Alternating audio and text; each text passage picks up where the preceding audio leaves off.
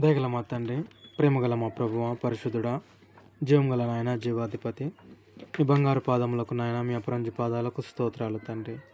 అయా గడిచిన దినం అంతా మీ రెక్కల కింద భద్రపరిచి ప్రభువా, మరొక దినం మా జీవితంలో ఆశను పొడిగించి నాయన సజీవ లెక్కలో ఉంచి ఉదయకాలం మొదలుకొని మా పనిలో ప్రయాణంలో సమస్త విషయంలో మీరు తోడుగా ఉన్నారు తండ్రి. మీకు వందనాలు. అయ్యా ఎక్కడైనా మాలేదైనా పొరపాటు జరిగి ఉంటే క్షమించండి నాయన, కృప చూపండి, దయ చూపండి, సరైన మార్గంలో నడిపించండి తండ్రి. ప్రభా, చక్కటి పాడదరమయం పొందిన తండ్రి నీకు స్తోత్రాలు. ఈ సమయంలో ప్రభా నీ యొక్క వాక్యాన్ని ధ్యానిస్తుండగా ప్రభా మీ కృపను, మీ సహాయం మాకు దయచేయమని మహిమ ఘనత ప్రభావాలు మీ నామానికి చెల్లిస్తూ త్వరగా రానయ్యున్న నజరుడైన యేసుక్రీస్తు అతి పరిశుద్ధ నామంలో ప్రార్థించి మీకు వినయంతో వేడుకుంటున్నాను పరమ తండ్రి.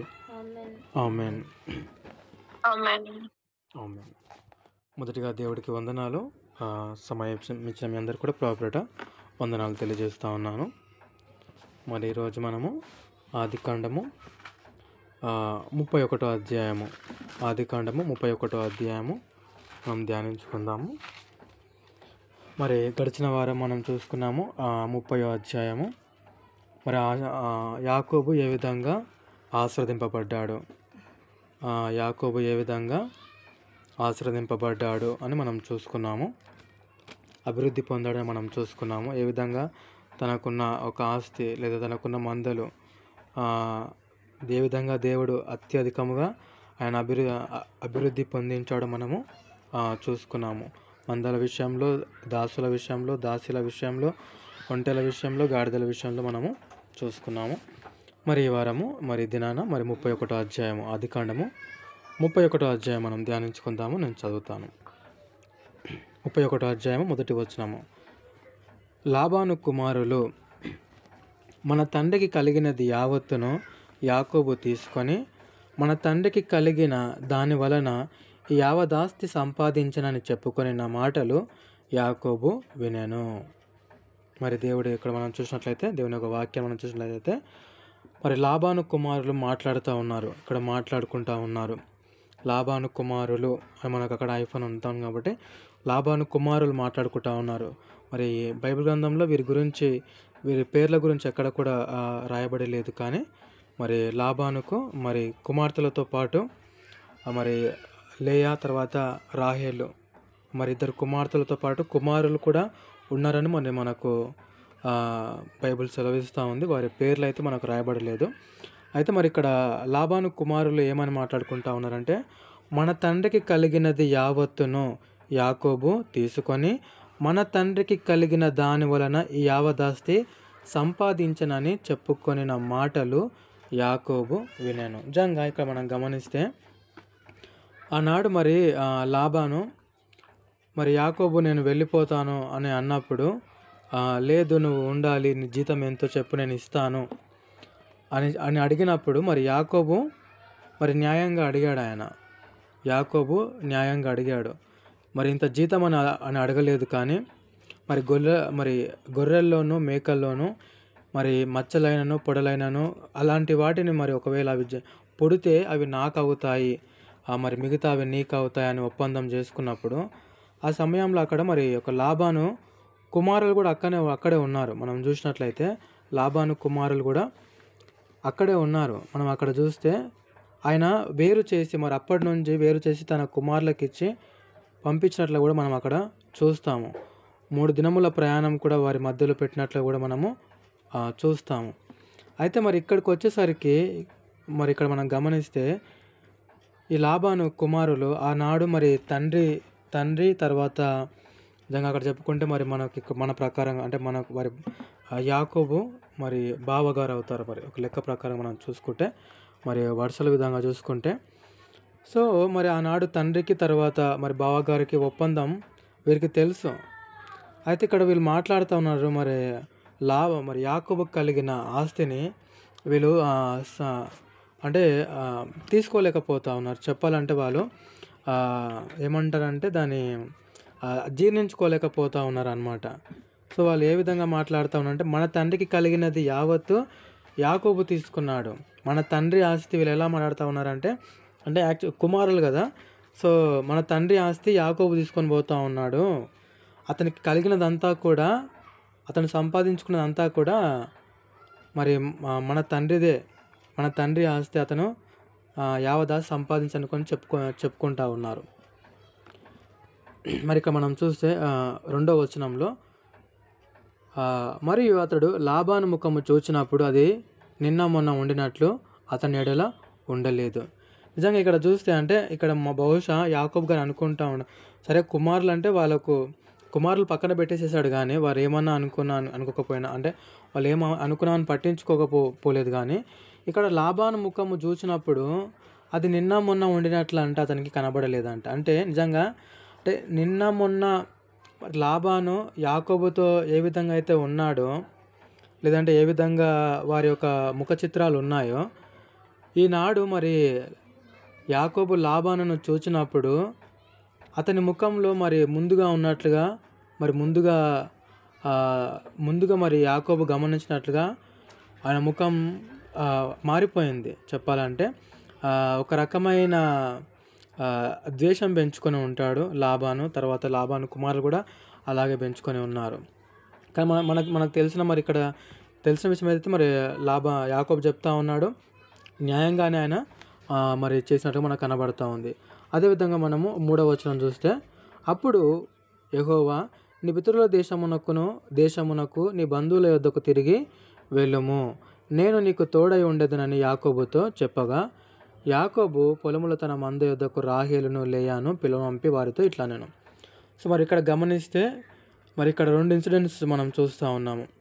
మరి నిజంగా అంటే కుమారులు మాట్లాడుకోవడము, తర్వాత అంటే యాకోబు మీద వారు ఒక విధమైన ద్వేషం పెంచుకోవడం, అసూయ పెంచుకోవడము, జీర్ణించుకోలేకపోవడము. తర్వాత మరి లాబాను కూడా అదేవిధంగా మరి నిన్న మొన్న ఉండినట్లు యాకోబుతో ఉండలేదు. అయితే ఇది గమనిస్తున్న దేవుడు, చూస్తున్న దేవుడు మరి యాకోబుతో అంటా ఉన్నాడు, నీ పితరుల దేశమునకు నీ బంధువుల యొద్దకు తిరిగి వెళ్ళుము, నీ టైం వచ్చేసింది, నువ్వు తిరిగి వెళ్ళే టైం వచ్చేసింది, నేను నీకు తోడై ఉండేదనని యాకోబుతో చెప్పగా మరి యాకోబు కూడా డెసిషన్ తీసుకున్నాడు. ఎందుకంటే నిజంగా మరి ఆయన ఎవరి మధ్యలో అయితే ఆయన ఉన్నారో వారు ఆయనతో మరి చూసినప్పుడు మరి ముందు ఉన్నట్లుగా వారు లేరు. అక్కడ ఉంటే మరి యాకోబుకు అపాయమే. ఇంకా వారు దాన్ని బట్టి అసూయ పెంచుకొని మరి ఏమైనా కూడా చేయవచ్చు కనుక మరి యాకోబు కూడా అక్కడ అలాంటి వారి మధ్యలో ఉండడం యాకోబు కూడా ఇష్టం లేదు. మరి దేవుడు కూడా చెప్తా ఉన్నాడు, నీ పితరుల దేశమునకు నీ బంధువుల యొద్దకు తిరిగి వెలుగు, నువ్వు ఎక్కడుందైతే వచ్చావో మరి నేను మరి అంటే ఇస్సాకు కానీ మరి రిబ్కా కానీ ఆయన ఎప్పుడైతే ఎక్కడి నుంచి అయితే పంపించారో తిరిగి మరలా అక్కడికి ఆ ప్రాంతానికి కానానుకు వెళ్ళమని మరి దేవుడు చెప్తా ఉన్నప్పుడు మరి యాకోబు కూడా డెసిషన్ తీసుకున్నాడు. అయితే మరి తన భార్యలతో కూడా ఒక మాట చెప్పాలి కదా అన్నప్పుడు మరి ఇక్కడ చూసిన 4వ వచనంలో, యాకోబు పొలంలో తన మంద యొద్దకు మరి రాహేలును లేయాను పొలంలోనికి అక్కడ పిలిపించి వారితో మాట్లాడుతూ ఉన్నాడు. ఏమంటా ఉన్నాడంటే, మీ తండ్రి కటాక్షము నిన్న మొన్న నా మీద ఉండినట్లు ఇప్పుడు నా మీద నుండలేదని నాకు కనబడుచున్నది. అయితే నా తండ్రి యొక్క దేవుడు నాకు తోడై ఉన్నాడు. ఇక్కడ మరి యాకోబు గారు చెప్తా ఉన్నాడు, ఆయన ఏదైతే మన లాబాను ముఖంలో మరి నిన్న మొన్న ఉన్నట్లు కనబడలేదు కనుక అదే విషయం కూడా తన భార్యలకు చెప్తా ఉన్నాడు. మరి లేయాకు చెప్తా ఉన్నాడు, రాహేలు కూడా చెప్తా ఉన్నాడు. ఏమని చెప్తున్నాడు అంటే, మీ తండ్రి కటాక్షము నిజంగా అంటే మీ తండ్రి నిన్న మొన్న నా మీద ఒక కృప కావచ్చు, లేదంటే ఆ దయ కావచ్చు, ఆ కటాక్షం కావచ్చు, అది నిన్న మొన్న ఉండినట్లు ఇప్పుడు లేదు, అది నాకు కనబడుతూ ఉన్నది. ఇక్కడ మనం డిస్కషన్లో మరి కూడా చూసుకుంటే నిజంగా మరి లాబాను కుమారులు కూడా మీ యొక్క సహోదరులు కూడా ఈ విధంగా వారు మాట్లాడుకుంటూ ఉన్నారు. అయితే మరి మరి చెప్తా ఉన్నాడు, నా తండ్రి యొక్క దేవుడు నాకు తోడై ఉన్నాడు అని చెప్తూ ఆయన ఏమంటున్నాడంటే మరి 6వ వచనంలో, మీ తండ్రికి నా యావచ్చిక్తితో కొలువు చేసి తిని మీకు తెలిసే ఉన్నది. నిజంగా ఇక్కడ మరి యాకోబు గారు చెప్తా ఉన్నాడు, నేను యావచ్చిక్తితో అంటే నిజంగా అంటే ఎంత ఫేత్ఫుల్గా నేను ఆయనకు సర్వీస్ చేశాను, ఎంత నమ్మకంగా నేను మీ తండ్రికి నేను సర్వీస్ చేశాను. ఆల్ మై స్ట్రెంత్ అని మనకు రిఫరెన్స్లో ఉంటుంది. ఫేత్ఫుల్ సర్వీస్ అంటే నమ్మకంగా నేను ఎట్లా చేశాను అన్నది కూడా మీకు తెలిసే ఉన్నది. మీ తండ్రి నన్ను మోసపుచ్చి 10 మార్లు నా జీతము మార్చాను, అయినను దేవుడు అతన్ని నాకు హాని చెయ్యనీయలేదు. ఇక్కడ చూసుకుంటే నిజంగా మనము అంటే గడిచిన వారంలో మనం చూసుకున్నాము, యాకోబు ఈ విధంగా కావాలి, ఆయన కోరుకున్నాడు అనమాట, ఇలాంటివి పుడితే నాకు వేరే వేరే రకంగా పుడితే అవి నీకని. కానీ ఇక్కడ చూస్తే నిజంగా 10 సార్లు మరి ఇక్కడ మరొకసారి జ్ఞాపకం చేస్తూ ఉన్నాడు లేయాకి, రాహేలుకి. ఏమని జ్ఞాపకం చేస్తామంటే, మీ తండ్రి నన్ను మోసపుచ్చి 10 మార్లు నా జీతము మార్చెను. 10 టైమ్స్ ఆయన ఒక శాలరీ విషయంలో, అంటే తనకు వచ్చే ఆ మంద విషయంలో 10 టైమ్స్ ఆయన మోసం చేస్తూనే వస్తూనే ఉన్నాడు. ఎలా చేశాడంటే ఇక్కడ మనకు 8వ వచనంలో కనబడుతుంది. అతడు ఎలా మోసం చేశాడంటే 8వ వచనంలో, అతడు పొడుగు గలవి నీ జీతమగును అని చెప్పిన ఎడల అప్పుడు మందలన్నీ ఆ పొడుగు గల పిల్లలను ఈనెను. చారలు గలవి నీ జీతమగునని చెప్పిన ఎడల అప్పుడు మందలన్నీ చారలు గల పిల్లలను ఈనెను. అంటే నాకు ఇక్కడ చూస్తే, అంటే ఏవైతే ఎక్కువ పుడుతున్నాయో మళ్ళీ వెంటనే లాబాను యాకోబు యొద్దకు వచ్చి, లేదు ఇప్పుడు అవి నావైతాయి, వేరేవి నీవైతాయి. అలా ఇక్కడ చూసుకుంటే ఇక్కడ పొడుగలవి నీ జీతం అవుతాయని ఒకసారి చెప్పాడు. తర్వాత అది మార్చేసి మళ్ళా చారులు గలవి నీ జీతం అవుతాయని మరొకసారి చెప్పినప్పుడు, అంటే యాకోబు అన్నిటికి కూడా ఆయన మరి మామతో గొడవ పడకుండా, మరి మామ మరి అక్కడ ఆయన ఏది చెప్పినా కూడా మరి దేవుడు ఆయనకు తోడై ఉన్నాడు కనుక ఆయన ఎలాగైనా ఆశీర్వదిస్తాడు అనే ఒక మరి ఆలోచన కలిగి, మరి లాబాను ఎన్నిసార్లు అది నాది ఇది నీది అది అలా ఎన్నిసార్లు మరి మనం ఇక్కడ వచ్చే 10 సార్లు మోసపుచ్చినా కూడా మరి తిరిగి యాకోబు మరి ఏమి అనలేనట్లు కూడా మనకు కనబడుతూ ఉంది ఇక్కడ. సో అదేవిధంగా మనం చూసుకుంటే 9వ వచనం, అట్లు దేవుడు మీ తండ్రి పశువులను తీసి నాకు ఇచ్చాను. నిజంగా అంటే యాకోబు గారు మెన్షన్ చేస్తూ ఉన్నారు, దేవుడు తనను ఆశీర్వదించాడు, దేవుడు తనను ఆశీర్వదించడాన్ని ఆయన మెన్షన్ చేస్తూ ఉన్నాడు. 10వ వచనం చూసుకుంటే అయితే ఇక్కడ మనం చూసుకుంటే, మందలు చూలు కట్టు కాలమున నేను స్వప్నమందు కనులెత్తి చూడగా గొర్రెలను దాటు పొట్టేళ్ళు చారలైనను పొడలైనను మచ్చలైనను గలవై ఉండెను. మరియు ఆ స్వప్నమందు దేవుని దూత యాకోబు అని నన్ను పిలువగా చిత్తము ప్రభు అని చెప్పి తిని. అప్పుడు ఆయన, నీ కనులెత్తి చూడుము, గొర్రెలను దాటుచున్న పొట్టేళ్ళన్నీ చారలైనను పొడలైనను మచ్చలైనను గలవి, ఏలయనగా లాబాను నీకు చేయుచున్నది యావత్తు చూచి తిని. నిజంగా అంటే మనం గడిచిన వారం చూసుకున్నాం, అంటే యాకోబు ఒక చువ్వలు ఒక చీనారు జంగిసాలు మనం చూసుకున్నాం కదా లాస్ట్ టైం. ఆ చెట్లను తీసుకొచ్చి ఆ చువ్వలను మరి ఆ తోలు ఒలచి ఒక తెల్ల చారలు ఆయన వాటి కనబడినట్లు అక్కడ ఆ తొక్కలు ఒలిచి పెట్టినప్పుడు, నిజంగా అంటే మరి అక్కడ ఉన్న మరి ఒక మంద నీళ్ళు తాగడానికి వచ్చినప్పుడు మళ్ళీ బలమైన మంద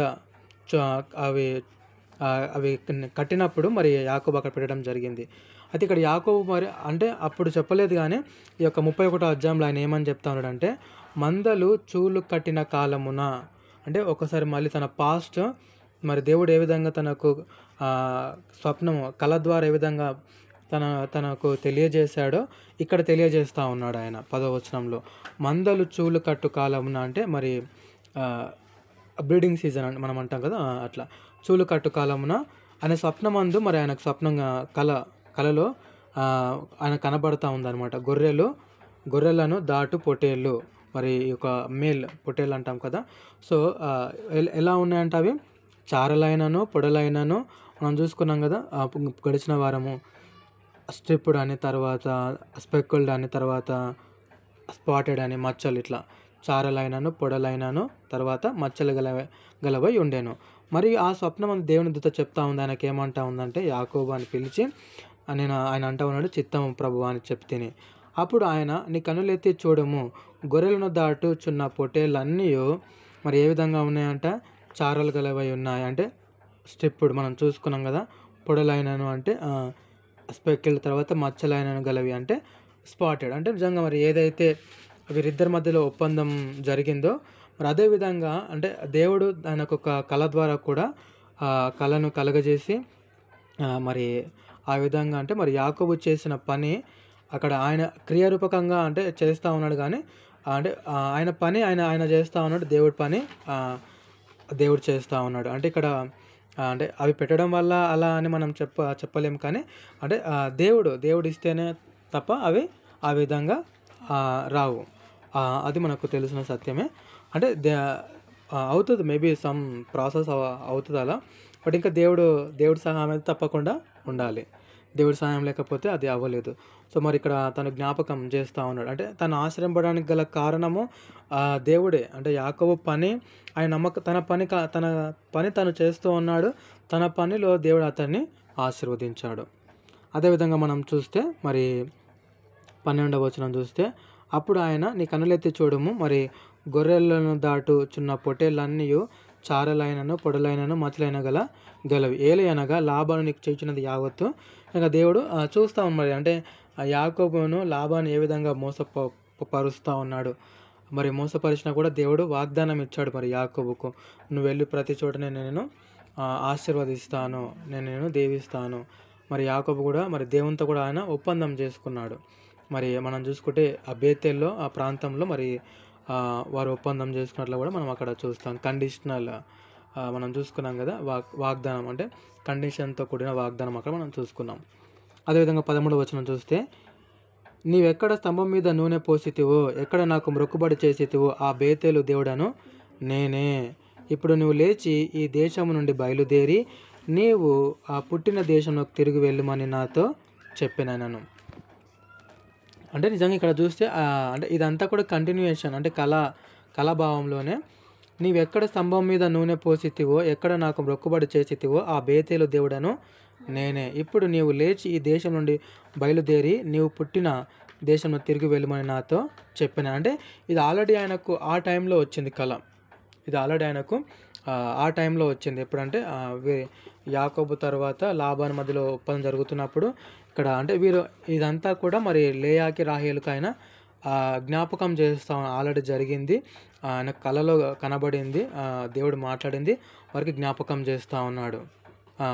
సో అంటే దేవుడు ఆల్రెడీ ఆయనకి ఇంతకుముందు ఒకసారి కూడా చెప్పాడనమాట, నీవెక్కడ స్తంభం మీద నూనె పోసితివో, ఎక్కడ నాకు మొక్కుబడి చేసితివో ఆ బేతేలు దేవుడను నేనే.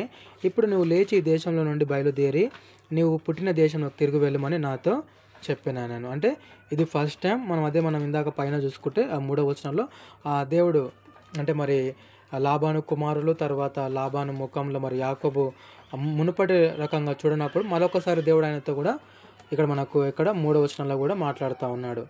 ఏమని అంటా ఉన్నాడంటే, అప్పుడు 3వ వచనం చూసుకుంటే, నీ పితరుల దేశంలోకి నీ బంధువుల యొద్దకు తిరిగి వెళ్ళుము, నేను నీకు తోడై ఉండేదని యాకోబుతో చెప్పగాం. అప్పుడు యాకోబు వీరిని పిలిపించి మరి రాహేలు లేయాని పిలిపించి వారికి ఇదంతా కూడా ఎక్స్ప్లెయిన్ చేస్తూ ఉన్నాడు. అంటే పాస్ట్ అంతా కూడా మరొకసారి ఆయన ఎక్స్ప్లెయిన్ చేస్తూ ఉన్నాడు.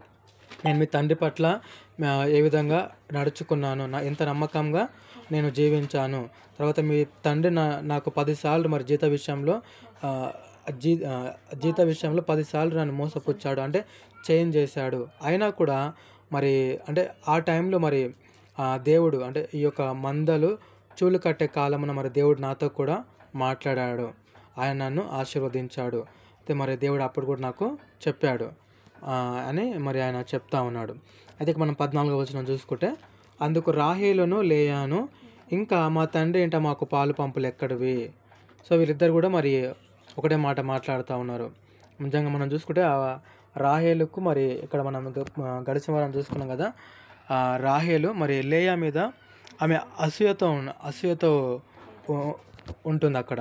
మరి తనకు కూడా అక్కడ కుమారుడు పుట్టాడు, మరి తన దాసినిచ్చి యాకోబుకిచ్చి వివాహం చేసింది. తర్వాత ఏదేమైనా ఇక్కడికి వచ్చేసరికి మరి రాహేలు లేయా కూడా ఏమంటా ఉన్నారంటే, ఇక మా తండ్రి ఏంట మాకు పాలు పంపులు ఎక్కడివి, అతడు మమ్మను అన్యులుగా చూచుట లేదా. సో వీళ్ళు కూడా మాట్లాడుతూ ఉన్నారు, ఏమంటా ఉన్నారంటే, ఇక మా తండ్రి ఇంట మాకు పాలు పంపులు ఎక్కడివి, ఇంకా ఆయన మమ్మల్ని అన్యులుగా చూచుట లేదా, అతడు మమ్మను అమ్మివేసి మాకు రావాల్సిన ద్రవ్యమును బొత్తుగా తినివేశాను. దేవుడు మా తండ్రి యొద్ద నుండి తీసివేసిన ధనమంతయు మాదియు మా పిల్లలదినై ఉన్నది కదా, కాబట్టి దేవుడు నీతో చెప్పినట్లెల్లా చెయ్యమని అతనికి ఉత్తరం ఇయ్యగా. సో మరి ఇక్కడ అంటే నిజంగా యాకోబుకు ఒక డౌట్ ఒక సందేహం, అంటే నేను వెళ్తానంటే వీళ్ళు వస్తారో రారో, నేను ఇక్కడ నుంచి ప్రయాణమైన మరి అక్కడికి తండ్రి ఇంటికి అక్కడికి వెళ్తాను, కానానికి వెళ్తానంటే వీళ్ళు వస్తారో రారో అనే ఒక సందేహం ఆయనకు ఉండేదన్నమాట. నిజంగా అది మనం ముందు కూడా చూస్తాము. మరి అంటే ఈ విషయాలన్నీ కూడా మరి యాకోబుగా చక్కగా ఎక్స్‌ప్లెయిన్ చేసినప్పుడు చక్కగా వీళ్ళు కూడా ఏమంటా ఉన్నారంటే నిజంగా మరి ఇంకా మాకు ఇక్కడ పాలు పంపులు ఎక్కడ ఉన్నాయి, మా తండ్రి ఆయన మమ్మల్ని అన్యులుగా చూస్తూ ఉన్నాడు, ఇంకా మమ్మల్ని అమ్మివేసి ఉన్నాడు, లెక్క అంటే అమ్మివేసి ఉన్నాడు, మాకు ఇంక ఆయనకు సంబంధం లేనట్టుగా చూస్తూ ఉన్నాడు, మాకు రావాల్సిన ద్రవ్యం బొత్తుగా ఆయనే తీసుకొని ఉన్నాడు, దేవుడు మా తండ్రి యొద్ద నుండి తీసివేసిన ధనమంతయు మాదియు మా పిల్లలనై ఉన్నది కదా. అంటే వీళ్ళు ఏమంటా ఉన్నారంటే ఇంకా దేవుడే అక్కడ నుంచి తీసేసి నీకు ఇచ్చాడు, దేవుడు మా తండ్రి యొద్ద నుండి తీసివేసిన ధనం అంతయు అంటే తీసివేసి నీకు ఇచ్చాడు, ఇంకా అది ఆ ధనం అంతయు మాదియు మా పిల్లలదినై ఉన్నది కదా అని వాళ్ళు అనుకొని ఇంకా యాకోబుతో ఏమంటా ఉన్నారంటే ఇంకా కాబట్టి ఇంకా దేవుడు నీతో చెప్పినట్లు చేయమని అతనికి ఉత్తరం ఇచ్చారు. ఇంకా చెప్పినట్లల్లా చేయము, ఇంకా దేవుడు నీకు ఏ విధంగా చెప్పాడు ఆ విధంగా చేయమని వారు కూడా మరి యాకోబుకు వెంట వెళ్ళడానికి సిద్ధంగా ఉన్నారు. యాకోబు లేచి మనం చూసుకుంటే 17వ వచనము, యాకోబు లేచి తన కుమారులను తన భార్యలను ఒంటెల మీద ఎక్కించి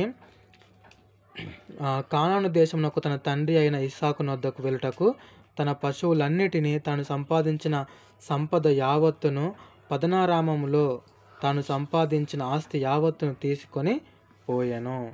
సో ఇక్కడ మనం చూస్తే నిజంగా మనం చూస్తుంటే లాబానుకు తర్వాత యాకోబుకు మధ్యలో 3 days అంటే ప్రయాణం అంతా గ్యాప్ మనం చూసుకున్నాం. 3 days ప్రయాణం అంతా గ్యాప్ వారి మధ్యలో ఉంది. అయితే ఇంకా ఇక్కడ మరి యాకోబు సైలెంట్గా ఏం చేస్తూ ఉన్నాడంటే మరి తన కలిగిన ఎవరిని భార్యలను కానీ కుమారులను ఒంటెల మీద ఎక్కించేశాడు. తర్వాత పనివారు, తర్వాత ఇంకా మనం చూసుకుంటే తనకున్న ఏవేంటి మరి కానాను దేశం నుండి కానాను దేశానికి వెళ్ళడానికి ఆయన సిద్ధపడుతూ ఉన్నాడు. పశువులను తీసుకుంటాడు, సంపాదించిన సంపద యావత్తు ఇక్కడ చూసుకుంటే 16 తను సంపాదించిన ఆస్తి అంతయు తీసుకొని పోయాను. మనం 19వ వచనం చూసుకుంటే లాబాను తన గొర్రెల బొచ్చు కత్తిరించుటకు వెళ్ళి ఉండగా రాహేలు తన తండ్రి ఇంటనున్న ఇక్కడ చూసుకుంటే గృహ దేవతలను దొంగిల్లెను. సో ఇక్కడ చూసుకుంటే నిజంగా మరి లాబాను తన ఇంట్లో కూడా లేని టైంలో అంటే ఆ మధ్యలో ఆ గ్యాప్లో లాబాను తన గొర్రెల బొచ్చు కత్తిరించుటకు నిజంగా మరి అప్పట్లో మరి వీళ్ళు గొర్రెలు పెంచుకోవడానికి గల మెయిన్ రీజన్ ఏంటంటే వాటికి వచ్చిన ఒక హెయిర్, దాంతో మరి అప్పుడు రకరకాలమైన వస్తువులు అంటే తయారు చేసేవారు కనుక సో దాంట్లోనే ప్రాఫిట్ వరకే. సో ఆ టైంలో మరి లాబాను గొర్రెల బొచ్చు కత్తిరించడానికి వెళ్ళిన టైం చూసుకొని రాహేల్ ఏం చేస్తూ ఉందంటే తన తండ్రి ఇంట గృహ దేవతలను దొంగిల్లెను. యాకోబు తాను పారిపోవచ్చున్నానని ఇక్కడ మనం చూస్తే యాకోబు తాను పారిపోవచ్చున్నాడని సిరియావాడైన లాబానుకు తెలియజేయక పోవటం వలన అతని మోసపుచ్చిన వాడాయను. మరి ఇక్కడ మనం చూసుకుంటే యాకోబు చేస్తున్న ప్రయాణము తను వెళ్తున్న మరి కానాను దేశానికి వెళ్తున్న ఇన్ఫర్మేషన్ ఏమాత్రం కూడా లాబానుకు తెలియనియలేదు.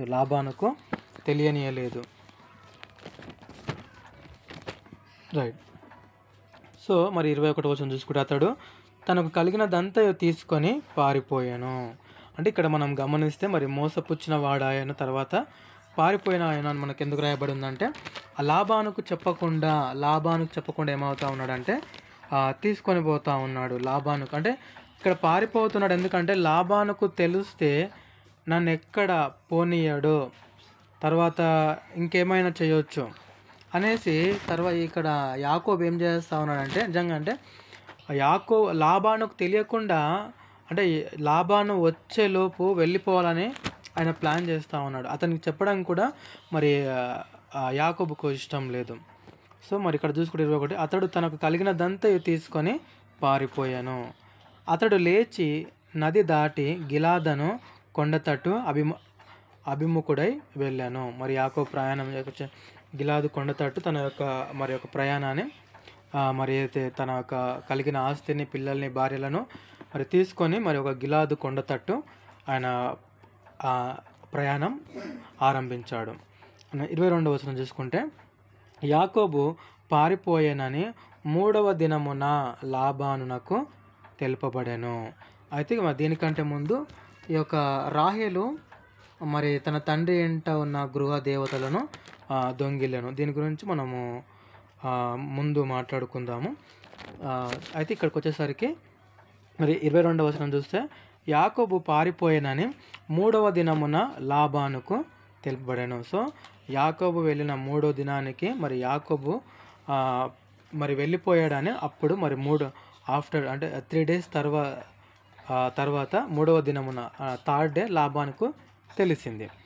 మరి 23వ వచనం చూస్తే, అతడు తన బంధువులను వెంటబెట్టుకొని 7 దినముల ప్రయాణమంత దూరము అతన్ని తరుముకొని పోయి గీలాదు కొండ మీద అతన్ని కలుసుకొనెను. ఇక్కడ చూస్తే మరి ఇక్కడ మనం చూస్తే లాబాను వెంటనే మరి తన బంధువులను మరి ఏం చేశాడు, వెంట పెట్టుకొని మరి ముందు యాకోబు ప్రయాణిస్తూ ఉంటే వెనక లాబాను వస్తూ ఉన్నాడు యాకోబును కలుసుకోవడానికి. అంటే యాకోబు ఏమో ఇంకా అంటే ఇట్లా ఇక్కడ మనం చూస్తే వాళ్ళు ఇక్కడ తెలుగులో మరి ఒక పదం యూజ్ చేస్తారు, ఏమనే పదం అనే తరుముకొని అనే పదం యూజ్ చేస్తారు. అంటే ఒకరు ముందున్నారు, ఒకరు వెంట వస్తూ ఉన్నారు. తర్వాత ఇక్కడ చూస్తే చివరికి గిలాదు కొండ మీద అతన్ని కలుసుకొనేను. ఇక్కడ కలుసుకున్నాడు చివరికి. మరి అంటే యాకోబు అప్పటికే వెళ్ళిపోయి 3 days అవుతూ ఉంది. ఈయన 3rd day ప్రయాణం స్టార్ట్ చేశాడు బంధువులను తీసుకొని. సో వీళ్ళిద్దరు కలిసే వరకు ఇతను కొద్దిగా ఫాస్ట్గా, సో వీళ్ళిద్దరు కలిసే వరకు 7 days టైం పట్టింది. 7 దినముల ప్రయాణం అంత దూరము అతన్ని తరుముకొని పోయి గిలాదు కొండ మీద అతన్ని కలుసుకున్నాడు. సో మరి అక్కడ కలుసుకున్న ఆ టైంలో అంటే అక్కడ మనకు 1 day బిఫోర్ అని ఉంటుంది. ఇక్కడ చూస్తే అంటే అక్కడి వరకు ఇంకా చేరుకున్నాడు. ఆ గిలాదు కొండ మీద అతన్ని కలుసుకున్న తర్వాత ఇక్కడ 24లో, ఆ రాత్రి స్వప్నమందు దేవుడు సిరియావాడైన లాబాను వద్దకు వచ్చి, ఈ యొక్క సిరియనులు మనకు ముందు కనబడుతూ ఉంటారు. సో ఇక్కడ లాబాను మళ్ళీ మెన్షన్ చేస్తూ ఉన్నారు, సిరియావాడైన లాబాను. సో ఆ రాత్రి స్వప్నమందు దేవుడు సిరియావాడైన లాబాను వద్దకు వచ్చి, నీవు యాకోబుతో మంచి గాని చెడ్డ గాని పలుకకుము, జాగ్రత్త సోమి అని అతనితో చెప్పాను. సో మరి ఆ నైట్ మరి అక్కడ వాళ్ళు రెస్ట్ తీసుకుంటా ఉన్నప్పుడు అంటే ఇంకా యాకోబు తర్వాత ఇంకా లాబాను మధ్యలో ఇంకా కమ్యూనికేషన్ ఇంకా వాళ్ళు స్టార్ట్ చేయలేదు. కొద్దిగా డిస్టెన్స్ మేబీ ఉండొచ్చు. అయితే అక్కడ వాళ్ళు రెస్ట్ తీసుకున్నప్పుడు దేవుడు అంటా ఉన్నాడు, మరి లాబానుతో అంటా ఉన్నాడు స్వప్నం అందు ఏమంటా ఉన్నాడంటే, నువ్వు యాకోబుతో అంటే మంచి కానీ చెడ్డ కానీ ఏది కూడా మాట్లాడవద్దు, జాగ్రత్తగా ఉండమని దేవుడు అతన్ని హెచ్చరిస్తూ ఉన్నాడు. మరి 25వ వచనం చూసుకుంటే, లాబాను యాకోబును కలుసుకొనేను. సో ఇప్పుడు ఈ లాబాను యాకోబును కలుసుకొనేను. యాకోబు తన గుడారము ఆ కొండ మీద వేసుకొని ఉండెను, లాబానును తన బంధువులతో గీలాదు కొండ మీద గుడారము వేసుకొనేను. సో ఇక్కడ మనం చూస్తే 26లో, అప్పుడు లాబాను యాకోబుతో ఏమంటా ఉన్నాడంటే, నీవేమి చేసితివి, నన్ను మోసపుచ్చి కత్తితో చెరపట్టబడిన వారిని వలె నా కుమార్తెలను కొనిపోవనేలా, నీవు నాకు చెప్పక రహస్యంగా పారిపోయి నన్ను మోసపుచ్చితివి ఎలా, సంభ్రమముతోను పాటలతోనూ మద్దెలతోనూ సితారాలతోనూ నిన్ను సాగనంపుదినే. అంటే ఇక్కడ మనం గమనిస్తే మరి లాబాను వచ్చి యాకోబుతో ఏమంటా ఉన్నాడంటే, నీవేమీ చేసితివి, నన్ను మోసపుచ్చి అంటే నన్ను కత్తితో చెరపట్టబడి అంటే ఏదో అంటే యుద్ధానికి వచ్చి నన్ను గెలిచేసేసి తర్వాత వాళ్ళని ఏదో అంటే పట్టుకొని పోతా ఉన్నావు, వాళ్ళని అంటే యుద్ధంలో గెలిచిన తర్వాత చెరపట్టబడిన వారి వలె చెరపట్టుకొని పోతారు, ఆ విధంగా నా కుమార్తెలను వేళ తీసుకుపోతా ఉన్నావు. అంటే ఆయన ఏమంటా నాకు చెప్పిన ఎడలా ఏమంటా ఉన్నాడంటే, నీవు నాకు చెప్పక రహస్యంగా పారిపోయి నన్ను మోసపుచ్చితివేళ, అంటే నాకు చెప్పినుంటే ఆయన ఇక్కడ ఏమంటా ఉన్నాడంటే నేనే పంపిస్తుంటే కదా సంభ్రమంతో, అంటే పాటలతో సంతోషంగా అంటే పార్టీ చేసి తర్వాత నేనే నిన్ను సాగనంపుతుంటే కదా అని మరి ఇక్కడ లాబాను మరి యాకోబుతో అంటా ఉన్నాడు. అయితే మనం ఇక్కడ కింద చూస్తే ఇంకా ఆయన ఏమంటానంటే, అయితే నీవు నా కుమార్తెలను నన్ను ముద్దు పెట్టుకొననీయక పిచ్చి పట్టి ఇట్లా చేసితివి. ఆయన ఇంకా ఏమంటావంటే, నేను ఒకవేళ నువ్వు నాకు చెప్పినుంటే మరి నేనే నిన్ను పంపిస్తుంటే కదా, మరి విందు చేసి ఆ విధంగా నేను పంపిస్తుంటే కదా, నువ్వు ఎందుకు ఈ విధంగా చేశావు అంటే నా కుమారులు అంటే చివరిగా నేను మరి అంటే సెండ్ ఆఫ్ ఇవ్వకుండా అంటే ఆ చివరిగా మరి నా ఒక కుమార్తెలతో కానీ మరి వారికి పుట్టిన సంతానం, ఇక్కడ నా కుమారులు అంటే లాబాను కుమారులు కాదు, వీరికి పుట్టిన కుమారులు ఎవరికంటే మరి లేయాక్ కానీ రాహేల్ కానీ, ఇక్కడ మనం చూసుకుంటే ఇంగ్లీష్ బైబిల్లో మనకు గ్రాండ్ సన్స్ అని ఉంటుంది. నీవు నా కుమారులను నా కుమార్తెలను నన్ను ముద్దు పెట్టుకుని నీ యొక్క పిచ్చి పట్టినట్లు చేసితివి అంటే ఇక్కడ లాభాన్ని ఏమంటాడు చివరిగా మరి నువ్వు నాకు చెప్పినట్లయితే మరి చివరిగా మీకు నేను అంటే అక్కడ నుండి మరి సెండ్ ఆఫ్ ఇస్తుంటే కదా, మరి ఆ విధంగా నేను చక్కగా మిమ్మల్ని అంటే పార్టీ చేసి విందు చేసి పంపిస్తుంటే కదా, చక్కగా పాటలతో అంటే ఆ విధంగా సాగనంపుతుంటే కదా. అంతేకాకుండా నాకు మరి వీరిని అంటే చివరిగా మరి నా కుమార్తెలను కానీ వారికి పుట్టిన పిల్లలను కూడా మరి నేను ముద్దు పెట్టుకొని నీయకుండా నువ్వు పిచ్చి పట్టినట్లు చేసితివని మరి యాకోబుతో అంటా ఉన్నాడు లాబాను. అదే 29వ వచనం మనం చూసుకుంటే, మీకు హాని చేయుటకు నా చేత నవ్వును, అయితే పోయిన రాత్రి మీ తండ్రి యొక్క దేవుడు నీవు యాకోబుతో మంచి కానీ చెడ్డ కానీ పలుకకము జాగ్రత్త సుమి అని నాతో చెప్పాను. ఇక మరి చూసుకుంటే మరి లాబాను చెప్తా ఉన్నాడు అనమాట, నీకు హాని చేయడానికి కూడా నా చేత నవ్వుతుంది, అయితే పోయిన రాత్రి మరి మీ తండ్రి యొక్క దేవుడు మరి యాకోబుకి ఎలాంటి మంచిదే కానీ చెడ్డ మాట పలకకుండా జాగ్రత్తగా ఉండమని నన్ను హెచ్చరించడని ఆయన చెప్తా ఉన్నాడు. అదేవిధంగా మనం చూసుకుంటే 30వ వచనము, నీ తండ్రి ఇంటి మీద బహు వాంచగల వాడవై వెళ్ళగోరినేడ వెళ్ళుము, నా దేవతల నేల దొంగిల్లితివనగా. మనం చూసుకుంటే మరి లాబాను మాట్లాడుతూ ఉన్నాడు ఇవన్నీ కూడా. మొదటిగా ఆయన అంటా ఉన్నాడు, ఏమంటా ఉన్నాడు అంటే, నువ్వు ఈ విధంగా నువ్వు పోతా ఉన్నావు, ఎందుకు నన్ను మోసం చేసావు, ఈ విషయంలో నాకు చెప్పకుండా ఎందుకు వారిని తీసుకొని పోతా ఉన్నావు, చెరపట్టబడిన వారి వల్ల నా కుమార్తెలను ఎలా తీసుకొని పోతా ఉన్నావు, రహస్యంగా నువ్వు ఎందుకు పారిపోతా ఉన్నావు, నన్ను ఎందుకు ఈ విధంగా అంటే మోసం చేస్తూ ఉన్నావు, నువ్వు నాకు చెప్పుంటే నేనే కదా నేను పంపిస్తుంటే, నాకంటే చివరి చూపు లేకుండా ఎందుకు ఈ విధంగా చేశావు అని చెప్పి మరి దేవుడి యొక్క భావాన్ని కూడా కళను కూడా ఆయన కూడా చెప్తా ఉన్నాడు. తర్వాత ఆయన ఏమంటా ఉన్నాడంటే, నిజంగా నీ తండ్రిని చూడాలని లేక నీకు అక్కడ వాంఛ కలిగింది, వెళ్ళాలని నీకు కోరిక పుట్టింది, నువ్వు వెళ్ళు, ప్రాబ్లం ఏం లేదు, నీ తండ్రి ఇంటి మీద నువ్వు బహు వాంఛగలవాడవైతే అంటే నీకు ఒకవేళ కోరిక పుట్టింది వెళ్ళాలని, నువ్వు వెళ్ళగొనేడలో వెళ్ళుము, అయితే నా దేవతల నేల దొంగిల్లితివనగా.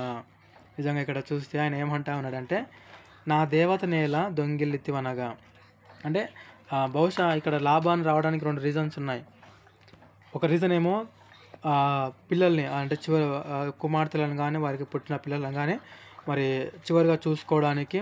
రెండవది ఇక్కడ మనం గమనిస్తే ఆయన ఏమంటాడంటే కంప్లైంట్ ఇస్తూ ఉన్నాడు ఒకటి, నా దేవతల నేల దొంగిల్లితివనగా. ఇందాక మనం చూసుకున్నాం కదా 19వ వచనంలో రాహేల్ ఏం చేస్తుందంటే, మరి అక్కడ లాబాను గృహంలో లేనప్పుడు రాహేల్ తన తండ్రి ఇంటనున్న గృహ దేవతలను దొంగిల్లి తీసుకొని వచ్చింది. రాహేల్ ఇక్కడ చూస్తే గొప్ప పని చేసినట్లు మనకు కనబడుతూ ఉంటుంది. నిజంగా ఇక్కడ చూస్తే ఇక్కడ రైట్ 30లో మనం చూస్తే, నీ తండ్రి ఇంటి మీద నువ్వు బహు వాంఛగల వాడవై వెళ్ళగొనేడలు వెళ్ళుము, నా దేవతలను ఎలా దొంగిల్లితివనగా. ఇప్పుడు ఇక్కడ చూడండి యాకోబు ఏమంటా ఉన్నాడు 31లో. యాకోబు ఏమంటా ఉన్నాడంటే, నీవు బలవంతముగా ఇక్కడ చెప్తా ఉన్నాడు, అంటే ఆయన చెప్పిన దానికి ఇక్కడ ఇస్తా ఉన్నాడు ఆన్సర్. ఏమని ఇస్తా ఉన్నాడు అంటే, యాకోబు ఏమంటా ఉన్నాడు, నీవు బలవంతముగా నా యొద్ద నుండి నీ కుమార్తెలను తీసుకొందువేమో అనుకొని భయపడితిని. ఇక్కడ ఆయన అంటే ఇందాక లాబాను అడిగిన మాటలాడిన మాటలన్నిటికి కూడా మరి ఎందుకు యాకోబు ఆ విధంగా చేయవలసి వచ్చింది, ఎందుకు చెప్పకుండా పారిపోవాల్సి వచ్చింది అంటే ఒకటే రీజన్. ఆయన ఏంటంటే ఆయన ఇక్కడ 31లో చెప్తా ఉన్నాడు, ఏమని చెప్తా ఉన్నాడంటే, నీవు బలవంతముగా నా యొద్ద నుండి నీ కుమార్తెలను తీసుకొందువేమో అని అనుకొని భయపడితే, అంటే నువ్వు పంపించవేమో వాళ్ళను, అంటే నేను వెళ్ళడానికి నాతో పాటు వాళ్ళు కూడా వచ్చడానికి నువ్వు ఇష్టపడవేమో, నువ్వు నాతో పాటు వాళ్ళను పంపించవేమో అని. ఒకవేళ నువ్వు వాళ్ళు ఒప్పుకున్నప్పటికీ నువ్వు ఒప్పుకోకపోయినా, అంటే వాళ్ళు ఆల్రెడీ ఒప్పుకున్నారు బట్ నువ్వు ఒప్పుకోకపోతే మరి అది ఆ విధంగా నువ్వు ఒప్పుకోకుండా మరి బలవంతంగా నీ కుమార్తెలని వదిలి ఉంచుకుంటే మరి ప్రాబ్లం అవుతుంది కనుక నీకు చెప్పకుండా ఆ విధంగా నేను వారిని తీసుకొని వచ్చానని మరి యాకోబు చెప్తా ఉన్నాడు. అదేవిధంగా మనం ఇక్కడ చూసుకుంటే 32లో ఇప్పుడు అంటా ఉన్నాడు, ఏమంటా ఉన్నాడంటే, సో ఆయన ఫస్ట్ అడిగిన దానికి ఈయన సమాధానం ఇచ్చేసాడు, ఎందుకు ఆ విధంగా చేశాడు అనేది అది అయిపోయింది. సెకండ్ మరి ఆ దేవతల గురించి అడుగుతా, విగ్రహాల గురించి అడుగుతూ ఉన్నప్పుడు ఇక్కడ 32లో మనం చూసుకుంటే, ఎవరి యొద్ద నీ దేవతలు కనబడునో వారు బ్రతకకూడదు, నీవు నా యొద్దనున్న వాటిని మన బంధువుల యొద్ద ఎదుట వెతికి నీ దానిని తీసుకోమని లాబానుతో చెప్పాను. రాహేలు వాటిని దొంగిలని యాకోబునకు తెలియదు. నిజంగా ఇక్కడ చూసుకుంటే రాహేలు చచ్చిపోవాలి లెక్క ప్రకారంగా అయితే, తాను బ్రతకకూడదు. 32వ వచనం తర్వాత ఇక్కడ చూస్తే మరి నిజంగా యాకోబుకు తెలియదు ఎవరు తెచ్చారు, నిజంగా యాకోబుకు తెలియదు ఎవరు తీసుకొచ్చారా అనేసి. ఇక్కడ రాహేలు కూడా చూస్తే తను తీసుకొచ్చి ఏం చేసుకుంది, పెట్టుకుంది. అయితే ఇవన్నీ తెలియకుండా నిజంగా ఇక్కడ మనం చూస్తే యాకోబు ఎంత పెద్ద అంటే, ఎవరి యొద్ద అయితే అవి కనబడతాయి వారిక బ్రతకకూడదు అంటే నిజంగా లెక్క ప్రకారంగా ఇంకా అంటే నెక్స్ట్ ఒకవేళ మనం ఎక్స్పెక్ట్ చేసేది ఏంటంటే, ఒకవేళ చదవని వారు ఏమంటే ఇంకా రాహేలు పని అయిపోయింది అక్కడితో. నిజంగా అంటే ఒకవేళ అంటే బయట పడలేదు, కానీ నిజంగా అక్కడ మనం కింద చూసుకుంటే ఆమె బయట పడలేదు. బయట పడినుంటే మరి ఎందుకంటే యాకోబు ఆమెను ఎక్కువగా ప్రేమించాడు, చాలా ఎక్కువగా. మనం చూసుకుంటే 7 సంవత్సరాలు ఆమె కొరకు కొలువు చేస్తే అసలు 7 సంవత్సరాలు అంటే ఆయనకు ఎట్లా గడిచిపోయినా కూడా అర్థం కాలేదంట. నిజంగా అక్కడ రాహేలు బయటపడి ఉంటే చాలా అంటే సిచ్యువేషన్ ఇంకొకలా ఉండేది. ఓకే, ఇప్పుడు మనం అంటే యాకోబు కొద్దిగా పక్కకు పెడితే రాహేలు విషయానికి వస్తే, నిజంగా తను తీసుకురావాల్సిన కారణం ఏంటి, అసలు తీసుకురావాల్సిన కారణం ఏంటి అంటే అంటే కొన్ని ఏమైనా అంటే రీజన్స్ ఏమైనా ఉన్నాయా తను తీసుకురావడం గల కారణం ఏంటి అసలు? అంటే అంటే ఇక్కడ తన భర్తకున్న ఒక దేవుడు ఉన్నాడు. ఆల్రెడీ యాకోబు కూడా సాక్ష్యము పంచుకున్నాడు, షేర్ చేశాడు. అంటే తండ్రి దగ్గర ఉన్న విగ్రహాలు అంటే యాకోబు అంటే యాకోబు దేవుడి కంటే ఎక్కువ బలమైనయా అంటే ఇది అంటే వీటికి ఆన్సర్ అంటే ఒకవేళ అంటే రాహేలే మనకి తెలియజెప్పాలా, రాహేలే చెప్పాలా. అంటే దాన్ని తీసుకురావడం గల కారణం ఏంటి? ఈనాడు అవి తీసుకురావడం వల్ల నిజంగా అంటే ఆమె విధేయత, నిజమైన దేవుని పట్ల ఆమె విధేయత మనకు అర్థమవుతూ ఉంది. ఈనాడు చూస్తూ ఉన్నాము మన క్రైస్తవులు, క్యాథలిక్స్ అంటే అన్నీ మరియమ్మకు పూజించడము, తర్వాత యేసయ్య విగ్రహాన్ని పెట్టి పూజించడము. దేవుని వాక్యం ఏమో క్లియర్గా చెప్తా ఉంది విగ్రహారాధన చేయకూడదని. మరి అంటే వీళ్ళేమో విగ్రహాలు పెట్టుకొని పూజిస్తూ ఉన్నారు. దేవుని వాక్యం చెప్తా ఉంది ఎక్కడ కూడా విగ్రహారాధన చేయొద్దని.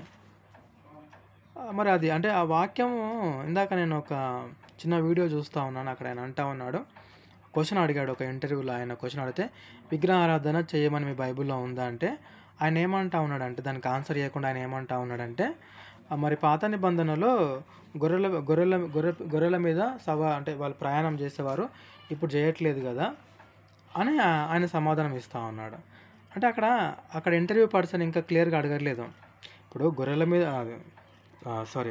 గాడిదల మీద, పాత నిబంధనలో గాడిదల మీద ప్రయాణం చేసేవారు ఇప్పుడు చేయట్లేదు, మరి పాత నిబంధనలో ఉన్నాయి పాటించాలి కదా అంటే ఆయన అడిగిన క్వశ్చన్ ఏంటంటే, విగ్రహారాధన చేయమని బైబిల్ చెప్తా ఉందా అంటే చెప్పట్లేదు. అంటే అది బైబిల్ చెప్పట్లేదు విగ్రహారాధన చేయమని చెప్పట్లేదు, అది క్లియర్. అయితే దానికి ఆయన ఆన్సర్ ఇవ్వకుండా ఏమని చెప్తా ఉన్నాడంటే, అంటే అంటే చెప్తేనే చేయాలా, చెప్పకుండా కూడా చేయవచ్చు. అంటే ఎందుకు ఆ మాట అంటే అప్పట్లో గాడిదల మీద ప్రయాణం చేసేవారు, మరి ఇప్పుడు గాడిదల మీద మనం ప్రయాణం చేస్తూ ఉన్నామా? చేయట్లేదు కదా, ఇప్పుడు ఈ విధంగా చేస్తున్నాం. అంటే అప్పుడు దేవుడు ఆ విధంగా చేయమన్నాడు, ఇప్పుడు ఈ విధంగా చేస్తున్నామని మాట్లాడుతున్నాడు. అసలు నాన్ సింక్లో మాట్లాడుతున్నాడు ఆయన. అసలు అక్కడ అంటే మనుషులు ప్రయాణం చేసేదానికి దేవుని వాక్యానికి సంబంధమే లేదు. అక్కడ దేవుడు చెప్పింది మనం పాటించాలా, దేవుడు చెప్పింది మనం పాటించాలి. మనుషులు గాడిదల మీద ప్రయాణం చేస్తురా, ఒంట్ల మీద ప్రయాణం చేస్తురా అడిగింది ఇంటర్వ్యూలో అడిగిన క్వశ్చన్ అది కాదు. ఆయన అంటే దేవుడి పాయింట్ ఆఫ్ వ్యూలో ఆలోచించి సమాధానం ఇవ్వాలి. అది పక్కన పెట్టేసి మనుషుల పాయింట్ ఆఫ్ వ్యూలో ఆలోచించి సమాధానం ఇస్తూ ఉన్నాడు. ఇక్కడ కూడా అంటే మరి ఇక్కడ మరి అంటే నాకు అనిపిస్తుండే రాహేలు మరి యాకోబు దేవుని కంటే తన తండ్రి వెంట ఉన్న మరి అంటే తను చిన్నప్పటి నుంచి అక్కనే పెరిగింది. చిన్నప్పటి నుంచి తను అక్కనే పెరిగింది కదా. అంటే మరి అంటే వాటిలో అంత శక్తి ఆమె కనుగొని ఉందా? అంటే అది తీసుకురావగల కారణం ఏంటి? తీసుకురావగల అంటే వాటిలో ఆమెకు మరి అంటే చిన్నప్పటి నుంచి చూస్తూ ఉంది, తన తండ్రి చేసే వాటిని చూస్తూ ఉంది. మరి యాకోబు రాకముందు ఆమె ఏమేమి చేస్తుందో కూడా మనకు తెలియదు.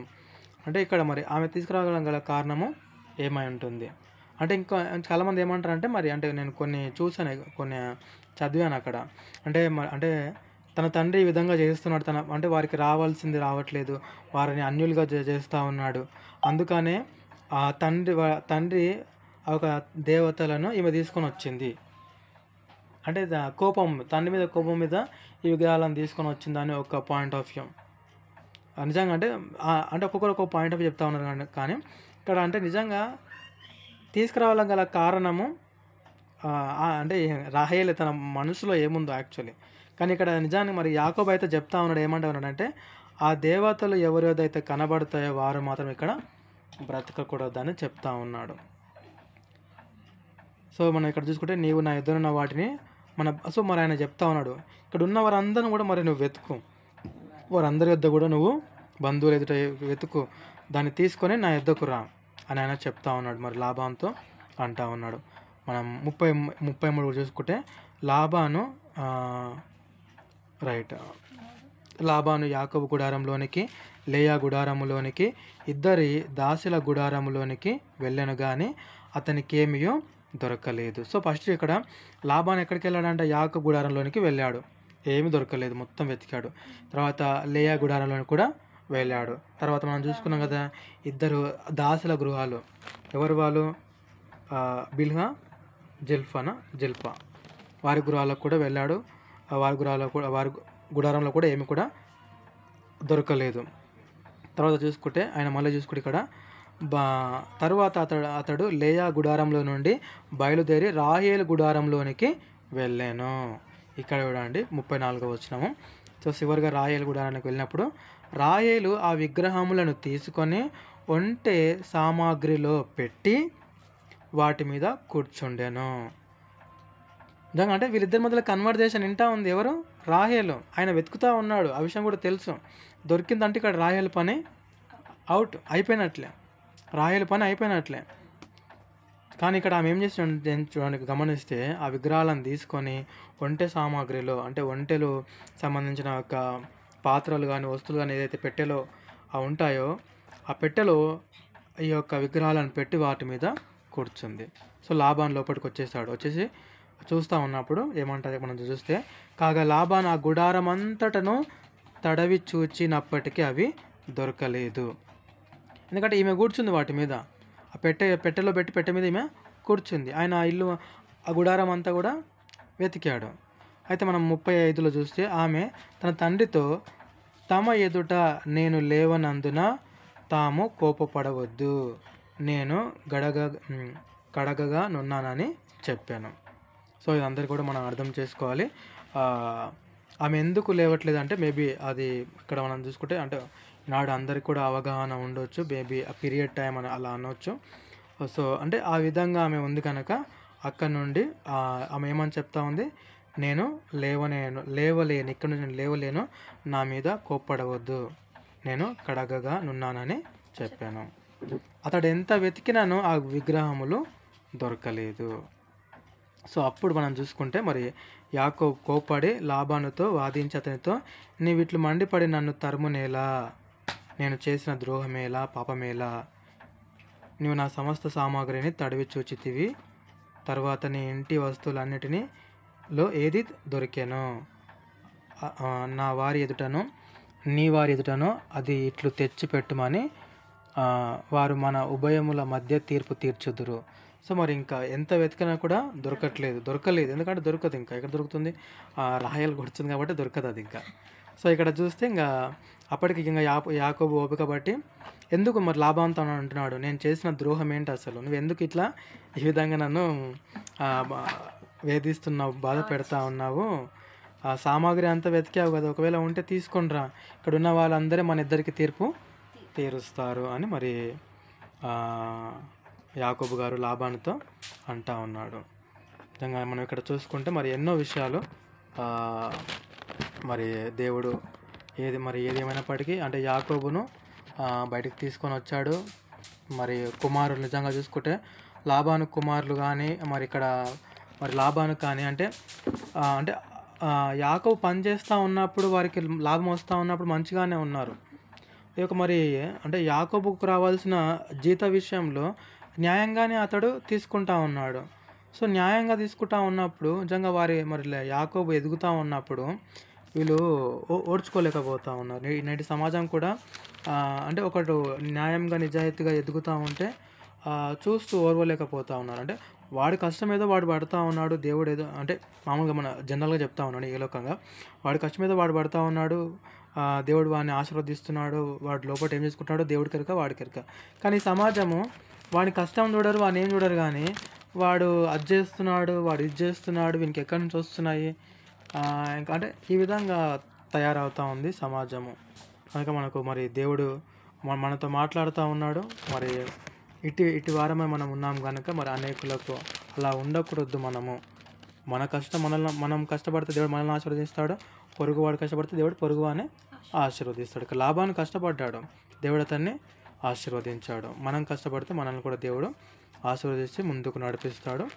మరి ఏది ఏమైనప్పటికీ ఇక్కడ రాహేలు విషయంలోనే కొద్దిగా బాధ కలిగిస్తూ ఉంటుంది. తను ఆ విధంగా చేయకుంటే బాగుండేదేమో అని అనిపిస్తూ ఉంటుంది. మరి తన పాయింట్ ఆఫ్ వ్యూ మరి అంటే యాకోబు దేవుని కంటే ఇసాకు దేవుని కంటే మరి తన తండ్రి ఉన్న దేవతల్ని తను ఎక్కువగా అనుకుంటుందా, లేదంటే తండ్రి మీద కోపంతో తీసుకొచ్చిందా, మరి మనకు రాహేలు సమాధానం ఇవ్వాలి. చిన్న వాక్యాన్ని దేవుడు దీవించి ఆశీర్వదించిన గాక. నెక్స్ట్ మన మిగతా భాగాన్ని వచ్చే వారం కంటిన్యూ చేద్దాం.